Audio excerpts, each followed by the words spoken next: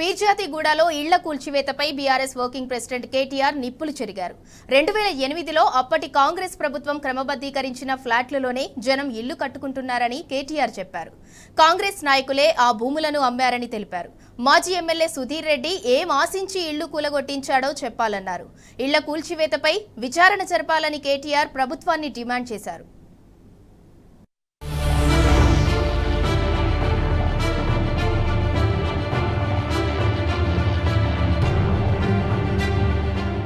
హైదరాబాద్ శివార్లోని పీర్జాదిగూడ నగరపాలక సంస్థ పరిధిలో ఇండ్ల కూల్చివేత కలకలం రేపింది. సర్వే నెంబర్ 1లో భారీ నిర్మాణాలను టౌన్ ప్లానింగ్ అధికారులు కూల్చివేశారు. సామాన్య జనం కట్టుకుంటున్న ఇండ్లను కూల్చివేయడాన్ని బీఆర్ఎస్ కార్పొరేటర్లు అడ్డుకున్నారు. ఇదెక్కడి అన్యాయమని అధికారుల్ని నిలదీశారు. దాంతో అక్కడ ఉద్రిక్త వాతావరణం చోటు చేసుకుంది. కాంగ్రెస్ నాయకులు కావాలనే మేయర్ పదవి కోసం సామాన్యుల్ని ఇబ్బంది పెడుతున్నారని మేయర్ జక్కా వెంకటరెడ్డి మండిపడ్డారు. మాజీ ఎమ్మెల్యే సుధీర్ రెడ్డి తన అల్లుడిని మేయర్ చేయాలన్న కుట్రలో భాగంగానే ఇండ్లు కూల్చివేయించారని జక్కా వెంకటరెడ్డి ఫైర్ అయ్యారు. ఇండ్ల నిర్మాణానికి అన్ని అనుమతులు ఉన్నప్పటికీ అన్యాయంగా కూల్చివేశారని బాధితులు లబ్బోదీపం అంటున్నారు.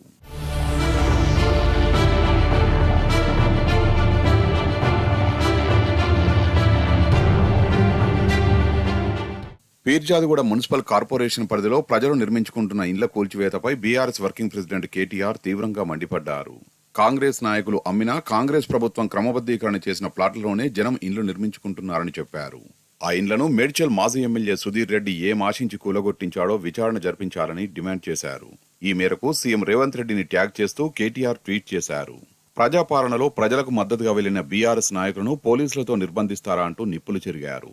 రేవంత్ రెడ్డికి అన్నని అంటూ ప్రచారం చేసుకుంటున్న సుధీర్ రెడ్డి మేడ్చల్ అసెంబ్లీ పరిధిలో చేస్తున్న అరాచకాలపై ఇంటెలిజెన్స్ నివేదిక తెప్పించుకోవాలని సూచించారు. లేదంటే ప్రజలు తిరగబడతారని, ప్రభుత్వ నిర్బంధాలు ప్రజాగ్రహాన్ని నిలువరించలేవని కేటీఆర్ తేల్చి చెప్పారు.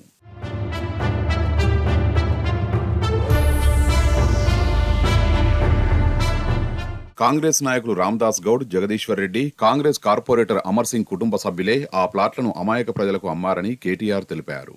ఈ ప్లాట్లను 2008లో నాటి సీఎం వైఎస్ రాజశేఖర రెడ్డి నేతృత్వంలోని అప్పటి కాంగ్రెస్ ప్రభుత్వమే క్రమబద్ధీకరించిందని గుర్తు చేశారు. గతంలో రెవెన్యూ అధికారులు దానిని పట్టాభూమిగా ఎన్ఓసీ జారీ చేశారని తెలిపారు. ప్రభుత్వ నిబంధనలకు లోబడి మున్సిపల్ అధికారుల అనుమతి తీసుకుని చాలా మంది ప్రజలు అక్కడ ఇండ్లు కట్టుకుంటున్నారని చెప్పారు. ఇళ్ల నిర్మాణం కోసం జనం బ్యాంకుల నుంచి రుణాలు కూడా తీసుకున్నారని అన్నారు. అయితే మేడ్చల్ మాజీ ఎమ్మెల్యే సుధీర్ రెడ్డి అధికారుల్ని వేధించి అమాయక ప్రజలు లక్షలు పోసి నిర్మించుకున్న ఇండ్లను అన్యాయంగా కూలగొట్టించాడని కేటీఆర్ మండిపడ్డారు.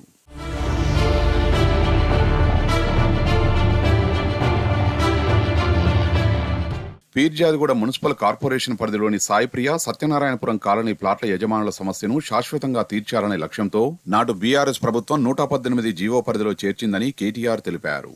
దాని ద్వారా ప్లాట్ ఓనర్స్ కు మేలు చేశామని చెప్పారు. కానీ ప్రజాపాలన పేరుతో అధికారంలోకి వచ్చిన అసమర్థ కాంగ్రెస్ ప్రభుత్వం అమాయక ప్లాట్ ఓనర్స్ ఇండ్లను కూల్చివేస్తోందని మండిపడ్డారు. కాంగ్రెస్ ప్రభుత్వం కక్షగట్టి చేస్తున్న వేధింపులకు ప్రజలు ముగింపు పలకడం ఖాయమన్నారు. భవిష్యత్తులో బీఆర్ఎస్ పార్టీ మళ్లీ అధికారంలోకి వచ్చిన వెంటనే ఆ ప్లాట్ ఓనర్లకు న్యాయం చేస్తామని కేటీఆర్ హామీ ఇచ్చారు. బీఆర్ఎస్ పార్టీ మేయర్ జక్కా వెంకటరెడ్డిని, కార్పొరేటర్లను ప్రభుత్వం వేధిస్తోందని ఆయన మండిపడ్డారు.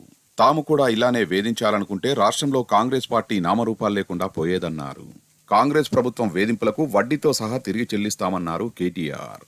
బీఆర్ఎస్ పార్టీ నాయకులను, పీర్జాదిగూడ మేయర్ను, కార్పొరేటర్లను కంటికి రెప్పలా కాపాడుకుంటామన్నారు.